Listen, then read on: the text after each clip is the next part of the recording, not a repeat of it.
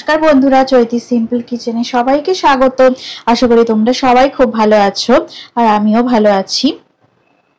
তো আমি দেখো এই যে পাবদা মাছ, এই যে দেখো আমি পাবদা মাছ 4টে পাবদা মাছ নিয়ে নিয়েছি। তো আজকে আমি সর্ষে দিয়ে পাবদা মাছের রেসিপি করব। তোমরা ভিডিওটা স্কিপ না করে প্রথম থেকে শেষ পর্যন্ত দেখো। পরিষ্কার করে কেটে ধোয়া পাবদা মাছে আমি নুন আর হলুদ গুঁড়ো মাখিয়ে নেব। পরিমাণ মতো নুন হলুদ গুঁড়ো মাখানো হচ্ছে। দেখো এইভাবে সুন্দর করে তো আমি মাখিয়ে নিচ্ছি। তোমরা সর্ষে দিয়ে অনেকেই রান্না করেছো, তো আজকে আমি রান্নাটা করছি আর তোমাদের সাথে শেয়ার করছি যে দেখো সর্ষে দিয়ে পাবদাটা আমি কিভাবে করি। একটু অন্যরকম ভাবেই রান্নাটা করব আমি, সেই জন্যই তোমাদের সাথে আমি রান্নাটা শেয়ার করছি। তো দেখো আমার এই রান্নাটা তোমাদের কেমন লাগে। তো মাছগুলো মাখানো হয়ে গেছে। এবার দেখো তেলটাও গরম বসিয়ে দিয়েছিলাম। তো মাছ ভাজার পরিমাণ মতো তেল আমি দিয়ে দিয়েছি, মাছ ভাজার মতো। তো এবারে আমি মাছগুলোকে কড়ার মধ্যে দিয়ে দেব।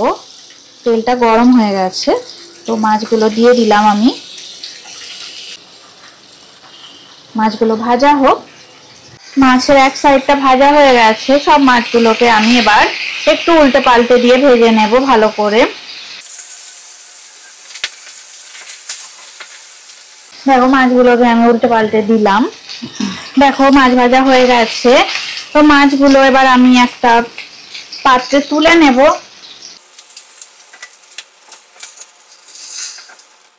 মাছগুলো সব তোলা হয়ে গেছে। তো ওই তেলেই আমি একটা শুকনো লঙ্কা দিয়ে দিলাম আর হাফ চামচ কালো জিরে ফোড়ন দিয়ে দিলাম। তো মাছ ভাজা আমি মিডিয়াম ফ্লেমেই করেছিলাম, এবার ফ্লেমটাকে আমি এখনো মিডিয়ামে করেই রেখে দিচ্ছি। তো আর একটুখানি সামান্য তেল আমি দিয়ে দেব কড়াতে, কারণ একটু সর্ষে দিয়ে হবে তো, তাই একটুখানি তেল লাগবে। তো কড়াটা বেশ ভালোই গরম হয়ে আছে। তো এবার আমি দেখো কুচনো পেঁয়াজ, একদম কুচি করে কাটা পেঁয়াজ, আমি এটা মিডিয়াম পেঁয়াজ নিয়েছিলাম, মিডিয়াম সাইজের একটা পেঁয়াজ একদম চপিং করে কেটে নিয়েছিলাম। তো সেই পেঁয়াজ দিয়ে দিলাম আর দেখো কিছু কাঁচা লঙ্কা দিয়ে দিলাম, টুকরো করে কেটে নেওয়া কাঁচা লঙ্কা, আর সামান্য একটু আদা রসুন বাটা দিয়ে দিলাম। ভালো করে আমি পেঁয়াজটা নাড়াচাড়া করে নেব। আমি একটু হালকা সোনালি করে ভেজে নেব। তো অনেকটা কড়াটা গরম হয়ে গেছে, তো আমি ওই জন্য লো ফ্লেমে করে দিলাম। এবার কিছু কুচানো টমেটো আমি দিয়ে দিলাম। এবার আমি সামান্য টমেটো সস দিয়ে দেব। তো 1 চামচ টমেটো সস আমি দিয়েছি। একটু অন্যরকম ভাবে রান্নাটা আমি করে দেখছি, তোমরা অবশ্যই ট্রাই করবে। একটু নুন আর হলুদ গুঁড়ো আমি দিয়ে দেব, পরিমাণ মতো নুন আর হলুদ গুঁড়ো আমি দিয়ে দিলাম। লো ফ্লেমেই আমি রেখে দিয়েছি। এবার দেখো 1 চামচ টক দই আর 1 চামচ লঙ্কার গুঁড়ো আমি এর মধ্যে দিয়ে দেব। এইবারে কালো সর্ষে দেখো আমি বেটে নিয়েছিলাম, তো কালো সর্ষে বাটা আমি দিয়ে দিচ্ছি। 4টে মাছের জন্য আমি দেখো 2 চামচ আর সামান্য একটু সর্ষে দিলাম। এটা কালো সর্ষে বাটা। আর আমি বাটিটা ধুয়ে জলটাও দিয়ে দিলাম, দইয়ের বাটি ধুয়ে দইয়ের জলটাও দিয়ে দিলাম। এবার ফ্লেমটাকে আমি একটু হাই ফ্লেমে করে দেব আর ভালো করে মিশিয়ে নেব, কারণ এটা জল বেশি দেব না, এটা একটু ঘন ঘনই হবে। যে পরিমাণে জল দিয়েছি আর একটু সামান্য জল দিয়ে দেব। এটা গ্রেভি গ্রেভি হলেই খেতে ভালো লাগে। ফুটে গিয়ে একটু তেল ছেড়ে গেলে তখন আমি মাছগুলোকে দিয়ে দেব। দেখো তেলটা ছেড়ে গেছে, এই যে সুন্দর হয়ে গেছে। এবার আমি মাছগুলো একটু দিয়ে দেব।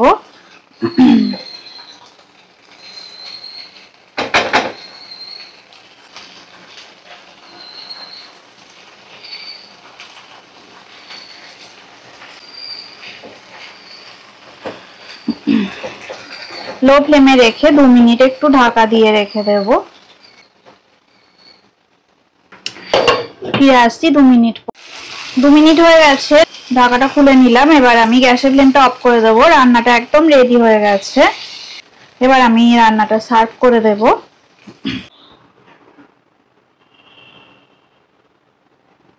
দেখো এই দুর্দান্ত স্বাদের রেসিপিটা গরম ভাতের সাথে দারুণ জমে যাবে। দেখো দেখতেও কি সুন্দর হয়েছে, খেতেও তেমনই সুস্বাদু আর দারুণ খেতে হবে। এটা তোমরা বাড়িতে তো অবশ্যই ট্রাই করবে আর কমেন্ট করে আমাকে জানাবে তোমাদের কেমন লাগলো, আর আমার রেসিপিগুলো কেমন লাগছে সেটা অবশ্যই কমেন্ট করে আমাকে জানিও। আমি তো বুঝতে পারছি না তোমাদের কেমন লাগছে, তো অবশ্যই আমাকে জানাবে। আর এই দুর্দান্ত স্বাদের এই রেসিপিটা দেখো, এটা এত সুন্দর, দেখো গন্ধ বেরোচ্ছে খুব সুন্দর। আমি একদম অন্যরকম করে এই রান্নাটা করলাম। এবার দেখো আমি গার্নিশিং করে দিচ্ছি সুন্দর করে ধনেপাতা দিয়ে। আমি সুন্দর করে সাজিয়ে দিচ্ছি। আমি কাঁচা লঙ্কা দিয়ে দিলাম, দেখো গার্নিশিং করে দিলাম সুন্দর করে। তো দেখো এই পাবদা মাছের রেসিপি একদম রেডি হয়ে গেল। আমি সুন্দর করে সাজিয়ে পরিবেশন করলাম। তোমাদের দেখতেও যেমন সুন্দর, এটা খেতে আরো সুস্বাদু আর গরম ভাতে একেবারে জমে যাবে আর কিচ্ছুটি লাগবে না। তো এই রেসিপিটা তোমরা অবশ্যই ট্রাই করবে। কেমন লাগলো আমাকে তোমরা অবশ্যই কমেন্ট করে জানাবে। ভিডিওটা এখানে শেষ করলাম। ভিডিওটা দেখার জন্য আমার সাথে লাস্ট পর্যন্ত শেষ পর্যন্ত থাকার জন্য তোমাদের অসংখ্য ধন্যবাদ। আর রেসিপিটা যদি ভালো লেগে থাকে অবশ্যই লাইক করবে, শেয়ার করবে আর কমেন্ট করে আমাকে জানাবে তোমাদের কেমন লাগলো। তবে ততদিন তোমরা ভালো থাকো, সুস্থ থাকো আর আমার চ্যানেলে আমার রেসিপি দেখতে থাকো আর সুন্দর সুন্দর কমেন্ট করো, তাহলে আমি আরো নতুন নতুন রেসিপি তোমাদেরকে উপহার দিতে পারবো। আজকের মতো টাটা, পরের ভিডিওতে আবার নতুন রেসিপি নিয়ে তোমাদের সঙ্গে দেখা হবে।